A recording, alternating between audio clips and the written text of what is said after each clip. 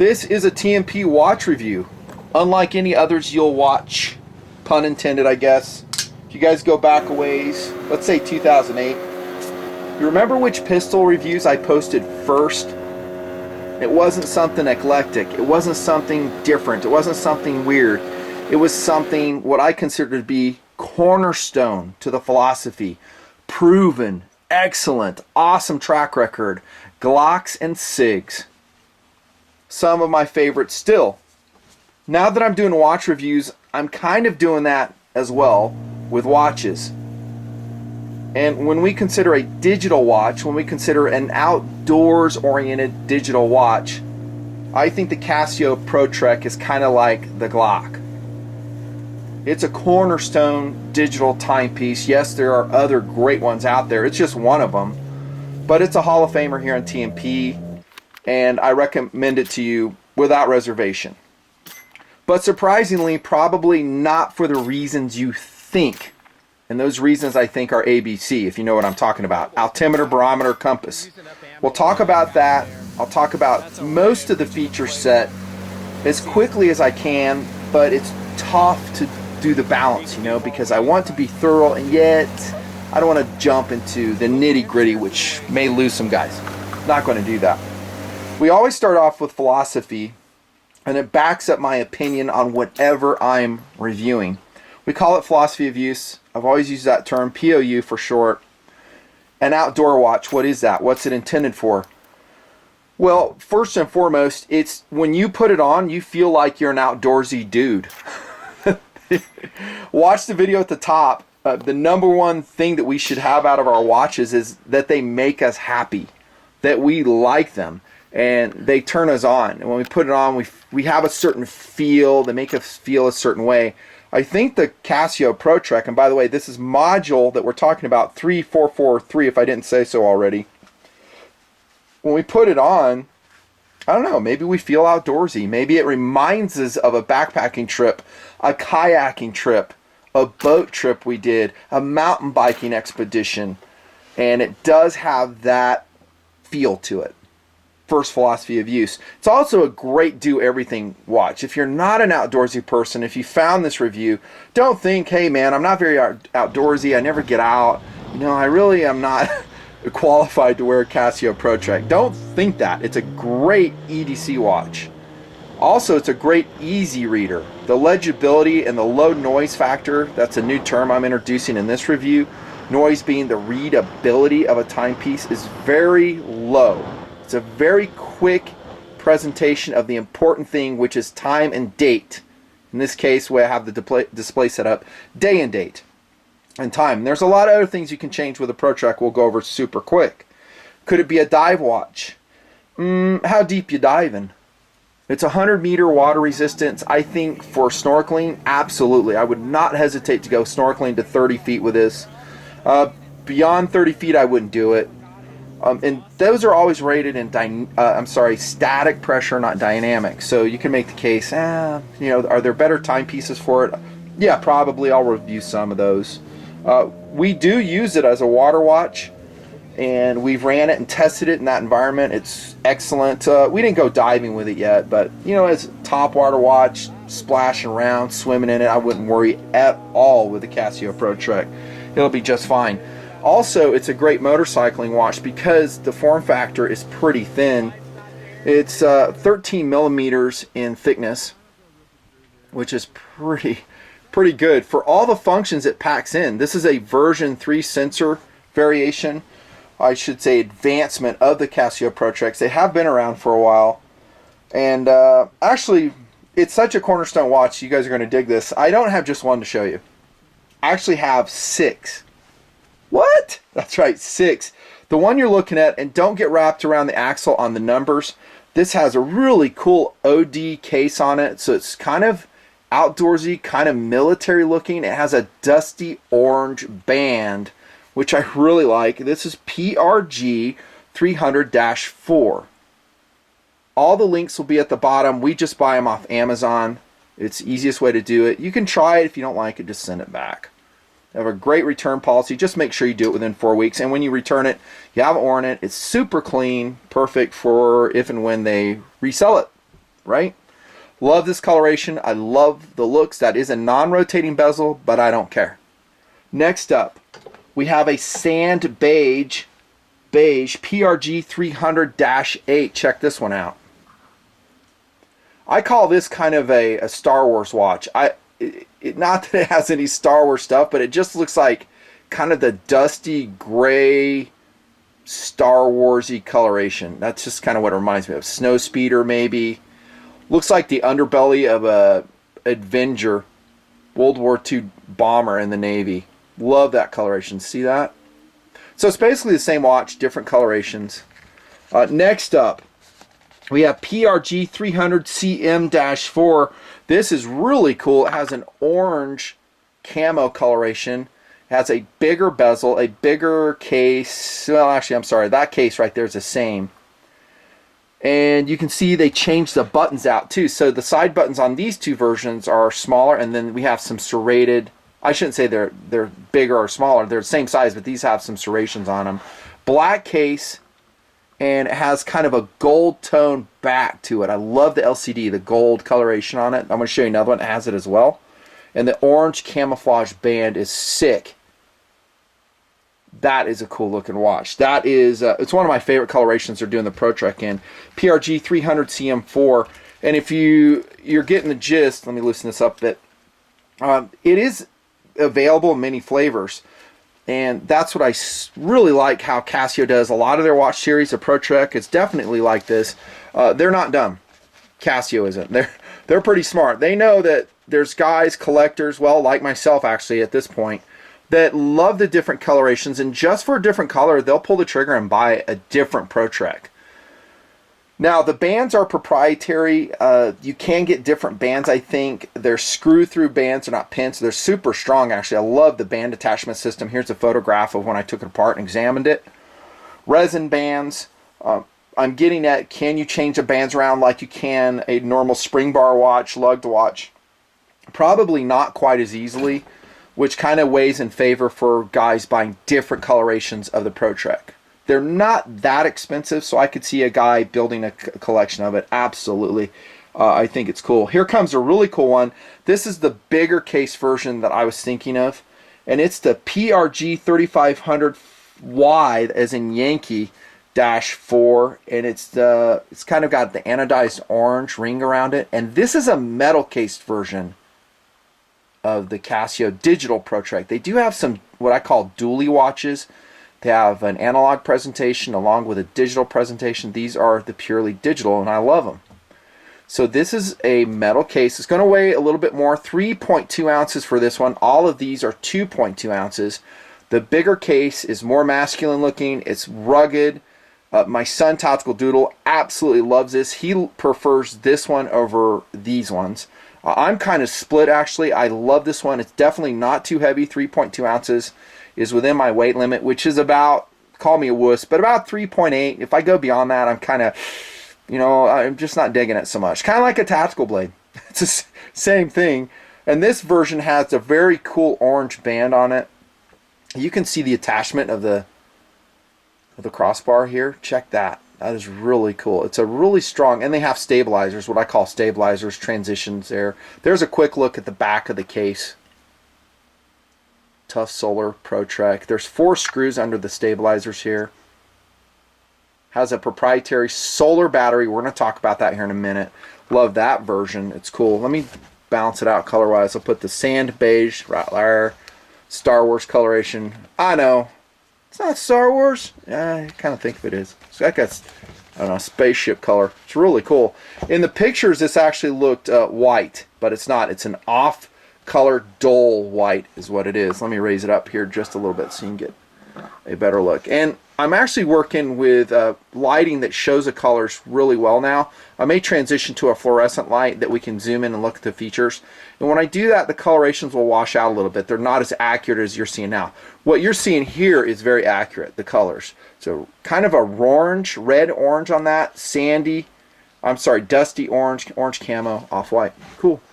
This feature length, I mean, if you're a watch guy, you should love this video. Here's the blue one. Check that. That's one of my favorite colorations right there.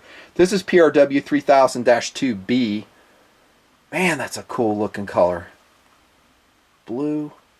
It almost blends entirely with the background that I'm doing. Nowadays, I stay super organized because I cover a lot of technical things in the project, so I have to keep the details straight. So you'll see me turn it over, and you'll see the important data on the back just with a label maker right there. So you can see which one that is. Weight, price we paid for it. Very cool color. And then we have one more. I know, 6. Crazy, right? This one is super cool, and it's probably the least expensive one we have. This is a PRG 200, I think B3. So it has that, what I consider to be the preferred gold background screen, and it has a nylon OD band on it with leather transitions, metal reinforced holes, metal clasp, leather retention band. So it's kind of a more classically styled, more of a compass look to it. Non-rotating bezel again, has kind of a highlighted sensor here, gold plated. Just really cool looking watch. So those are variations. That's philosophy of use as I see them. EDC watch, absolutely. Let's jump into the size and weight, comfort, strap retention of all that. One of the reasons I consider it a cornerstone watch is because it is so comfortable. We talked about the thinness of these versions. This one's going to be thicker by a slight amount, not much at all. But they wear so well. They'll go under long sleeves well. They're not blocking the gloves on the motorcycle that much. Yes, there are thinner watches. It's not the thinnest watch I'll ever review, that's for sure. But comfort is extremely high. Now on this composite band where it has, I forgot to tell you, a leather inside, it's going to wear quickly. I mean, anytime you have, this is a Cordura nylon, I think, or just a heavy duck nylon, and the leather inside, you're going to sweat in it. And as it gets wet and dries out, it's just going to wear. So I foresee this will probably be the least durable band of the series. The other resin bands, both in and out of the water, when we're sweating in them, doing our activities, have been extremely comfortable. Any watch will have a certain sweat factor with it, and what I do is I just unclip it once in a while and let it dry out, underneath there, and I'll put it back on. I am a huge fan of resin bands, urethane bands, rubber bands, and most importantly, silicone bands. This is a resin band. They are super low maintenance. They last well. They don't hold moisture. They don't stink, which I really prefer. This one, by the way, has the serrated buttons on it too. Very cool, this version. I love the bands on it. Interestingly, the orange one here has a barbed band, so the band retention is actually really good. Almost too good, and by barbed I mean right here you can see the band as it goes under the keeper. It's just barbed, and so you kind of got to push it. I've seen ones, and we have others that are much more, annoying to undo, but it keeps pretty well. So comfort's high. Remember, these are only 2.2 ounces for the smaller versions, and just over 3 ounces for the other ones. There's definitely heavier ones. Let's get into the feature set, I guess, and I will cover. Let's just do this one. And hopefully you can see it. I'm going to go over the things that are important to me. I'm going to gloss over some other features. And I don't promise on including every feature here, because as it is, heck, we're 13 minutes in, I haven't even started talking about it. It's going to be feature length. Sorry, there's really no way around it. Going right here. So this is really cool. That's the sunrise and sunset times. This date, and I don't know on this watch what the lat long is. When you first do setup, you'll set we'll go to that here in a second, you'll set the data that makes this correct. This is the logging function. I'm going to gloss over this. Some guys will really get into it, but I just say read the manual for the advanced functions. Trek logging, altimeter recording, all that stuff, auto log data, high-low altitudes, cumulative ascents and descents would be found here. I don't use that function. Stopwatch function, standard stuff. Start it right here. I think this will reset it. It does. There's a split function if you're interested. I don't really use a split. I just use it as a lapse time. Time remaining, you'll set it from here, and I always call this lower left, upper right, lower right, and then middle right. The reason I do that is because it's consistent across the board. Casio's manual will call them like A, B, C, D, and E buttons. I don't do that. Time remaining function like that. Here's your alarms. There's a bunch of alarms actually. Signals right there. Snooze, which I still feel is a tool of the devil. When it's time to wake up, wake up. 4 alarms. I'll usually use 1 or 2. The sound is actually pretty good. I forget which button to push to do the sound. Is it this one? I forget. Sorry. Happens. I would say it's medium loud. It's not super loud, the sound of it, but it's waking me up. There's other ones that are louder. There's world time. I really love this about this watch. If you travel, it's an easy way to just check what time zone you're in, other than looking at your cell phone. I mean, I'm not going to pretend that cell phones out there, they are, and we use them a lot, but nothing like a quick glance at the wrist, dude. It's fast. And so it's actually a bi-directional time zone switching thing. Some Casio modules, you can only advance one way and you have to go all the way back. Not so with the ProTrek module 3443, I can go back.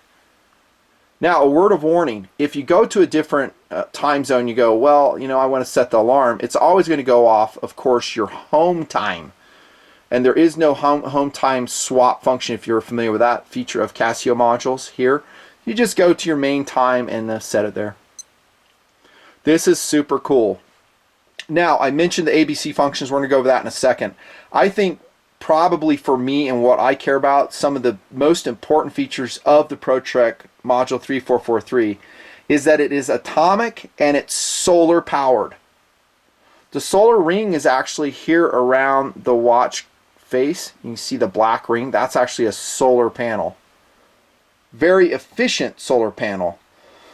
So if you have a full charge on it, and by the way, the charge is indicated right here by the H, so I'm high on my battery level right now. The best way to do it, in my opinion, is pure sunlight. It's just, I don't know, 50,000 lumens or 50,000 lux. Charges super fast, much more so, and even in the manual they talk about it, than fluorescent lighting, which it takes about 11 times longer. Not that you can't use fluorescent, it will take any lighting, but it's just a matter of how efficient the lighting is to recharge the solar battery. That being said, when it is fully charged, it will last 8 months.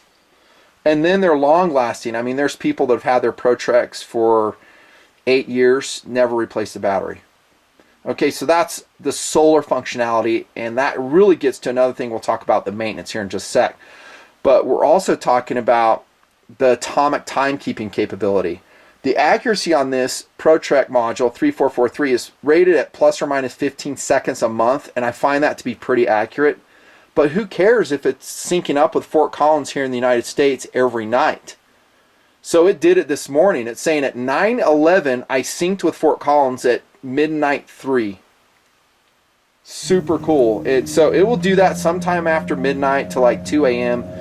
And if it doesn't, move it to a different location. You can force an auto sync with that, and the way you would do that is hold the lower right button here, and it would start auto syncing, and then it will display a signal to you like L1, L2, L3. L3 is the worst, L1's the best. It's just a signal strength meter. And then we're back to time.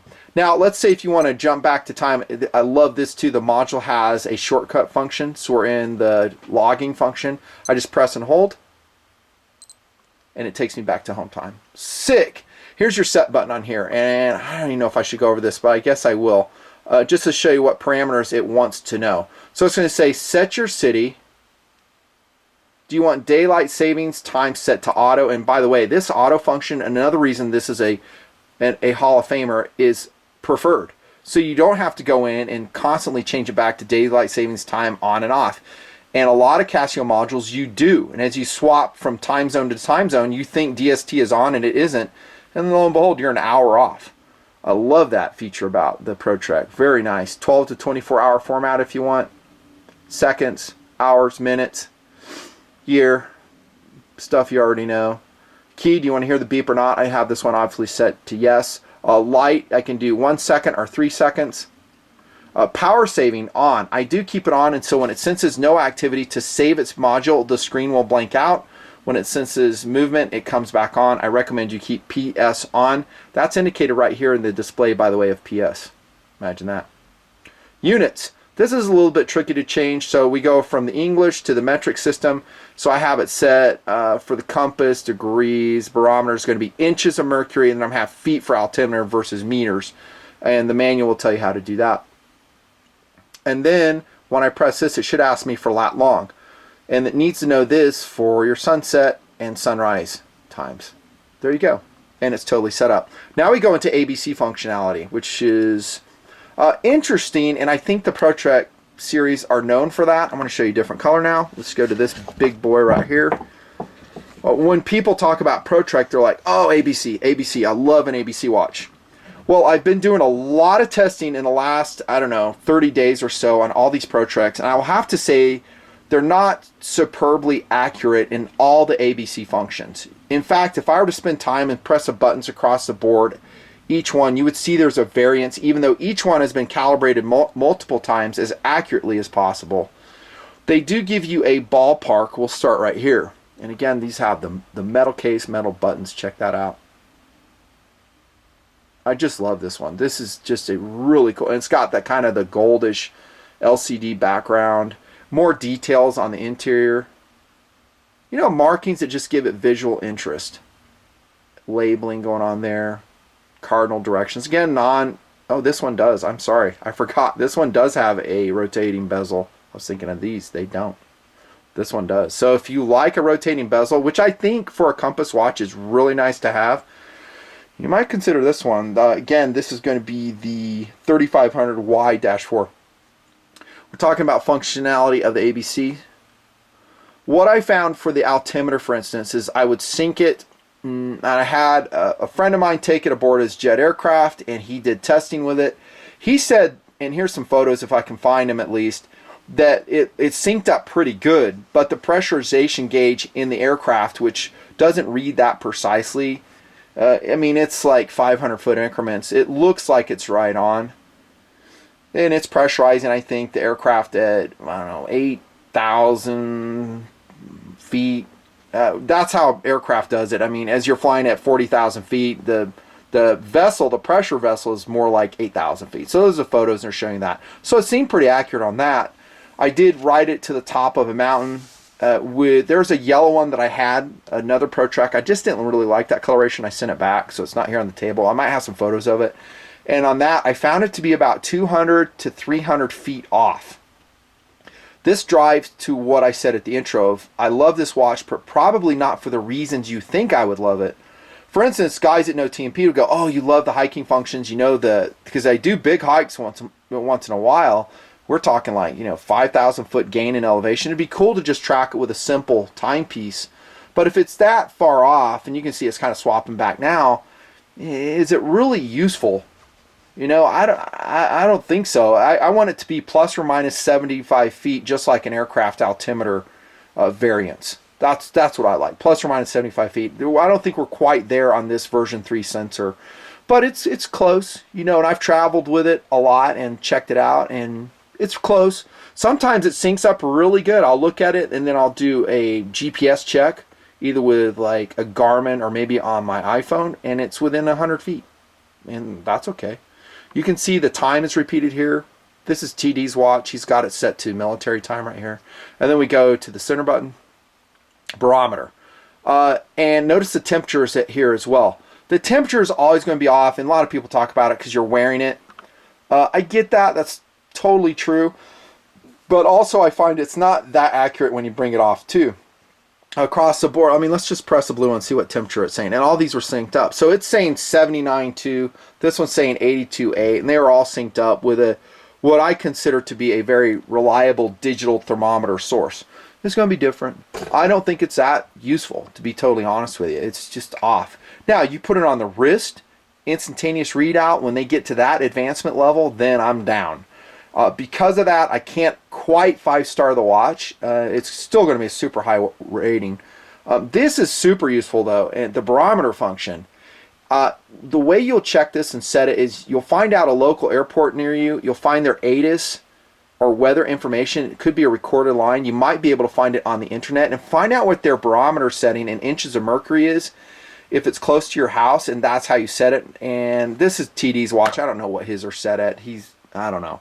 I know for a fact that mine, like this orange one's set pretty good. And you'll set your barometer, and then over a span of a week, just dial that number up and see what their barometer is at the airport and see how closely your Casio ProTrek is tracking it. I find that it's pretty good. I mean, I would say it's point, I don't know, 0.005. So let's see what this one has. That's 2995. I think that's accurate. That one's 2995. See, these are the ones that I've synchronized. I'll vouch for them. And so the barometer function is definitely better than the altimeter function. Temperature we've talked about.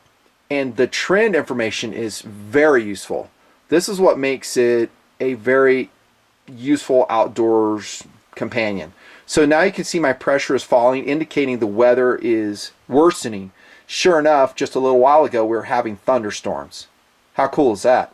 So your watch is basically going to accurately predict a change in weather. So if you see it rapidly declining, and I don't remember from the manual if this has a pressurization alarm or a pressure dropping alarm. I think it does. I could be wrong on that. And it'll alert you, say, hey, seat cover, I mean, big storm's coming in, because low pressure, bad weather usually. And you can actually toggle that display. If we go back to time, home time, I think that's a toggleable function. Yeah, it is. See how it's displayed in the home time screen? So I have that display that I can have. There's day, date. There's date. And this, oftentimes I'll just keep it in this display. So the barometer function is actually pretty useful. Then we get to compass function. Now, in the manual, if you look at it, it shows you how to calibrate it. It'll basically mean you're going to press and hold this adjust button. It'll give you the numeral 1, and then you just turn it flat while holding the watch flat 180 degrees, and voila, it's calibrated. And also you can input magnetic declination in it, which I pretty much recommend not doing. I just say navigate off or in reference to magnetic north. There's nothing wrong with that. That's what you're doing with your compass anyhow, right? And you can check it against your compass, an app in your iPhone of the compass. I find it to be pretty accurate. One of the things I'm not going to talk about here is the bearing memory function. Read the manual for that. There's a way to have bearing memory, Trek log data, data recall mode. You're basically going to press your upper left button there, and you'll take a bearing memory and you can navigate back to it. And there's an interesting discussion, just like a compass, of how to actually navigate with your Casio ProTrek. So there's your buttons A, B, C. The nice thing about it, oh, I'm so glad it did that right there, because it just reminded me of something. So I'm going to go back to barometer. I want to show you something here. When I have taken this watch to California, I'll take a barometer measurement down in the mountain areas, let's say 6,000 feet elevation. I go down to sea level, and what happens is it dashes out, and there's no barometer reading at all. And you can't input one in either. So you'll press adjust, and I have a photo of this. You'll press adjust, nothing happens. Well, I dug in the manual, and I found the way that you'll fix this is you'll press adjust, and then you press these two buttons together, and it resets the barometer on the ProTrek. Excellent. On my wrist for the review is a Golfmaster in blue GWN1000E, and it can't do that. So when I go to barometer function on this, it will dash out as well. And there's been no, see, they're synced up, 2995. There's no way you can do it with this one. You actually have to know, hey, I'm going to sea level, and you set a different pressure or a different altimeter setting. Let's look at the lume real quick, and it's called a super illuminator on the ProTrek, and it is super awesome. I got a LED light in the background there. Look at that. Oh man. And the gold one is really cool. I love the gold display. It's so excellent.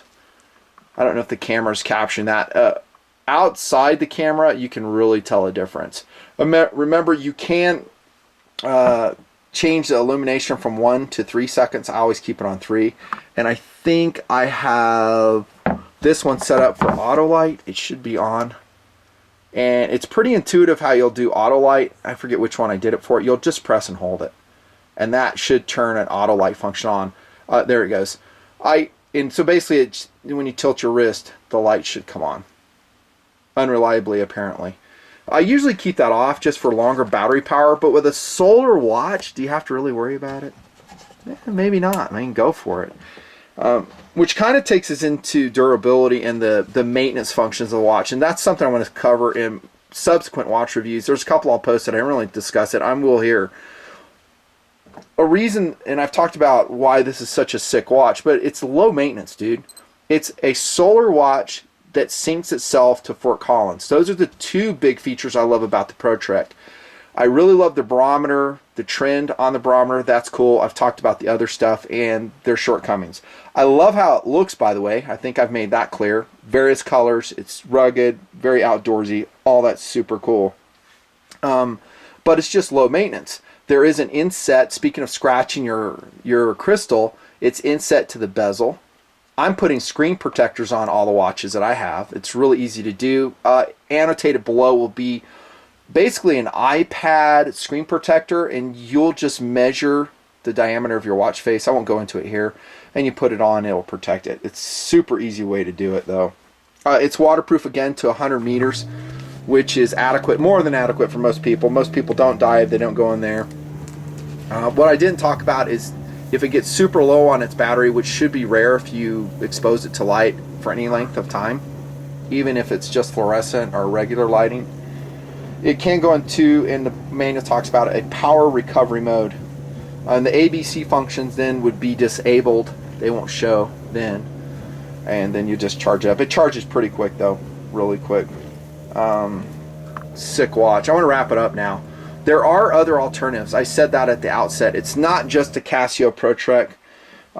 I have on the table right here, for instance, the Sunto Core, and I put a blue silicone strap on it. I love the Sunto Core. It's really excellent. You can see it's relatively the same size. It's very established. It has a completely different interface. I'll go over that interface separately in its review. I prefer the ProTrek interface. It's more intuitive to me. You can actually figure stuff out with a ProTrek all on your own. It's just, you don't even have to, you go, if you know anything about Casio, if you start clicking buttons, you'll probably figure it out. You'll go, oh yeah, that is how it works. The Sunto's not too bad, but it has a menu system, and I just don't prefer the menu system as much. I might have this on lock. I probably do. No, now I do. So it's not quite as intuitive. You know, it's still cool, and I like it, and it's functioning, and maybe the sensors are just slightly better than the ProTrek. There you go. There's some other ones too that I won't cover here, but highly recommended. Is it the cheapest digital watch out there? You know, it's hard to say. Eyes in the value of the beholder. There are some great digital watches for 40 bucks, 30 bucks. I have them. I wear them. They're excellent. I'm going to review them. I'm going to recommend them. But are they atomic, solar, ABC functionality? Do they come in all these super cool flavors? You know, do they have the backing of this one? Probably not. Not all those features. They'll have some of those features. Remember, the world time feature is super easy to use, forward and backwards. And the noise factor, like I said, is super low. I mean, big digits on the ProTrek. They're easy to read. The low light capability with the super illuminators, superb. I love them. Great watches, highly recommended. See ya later.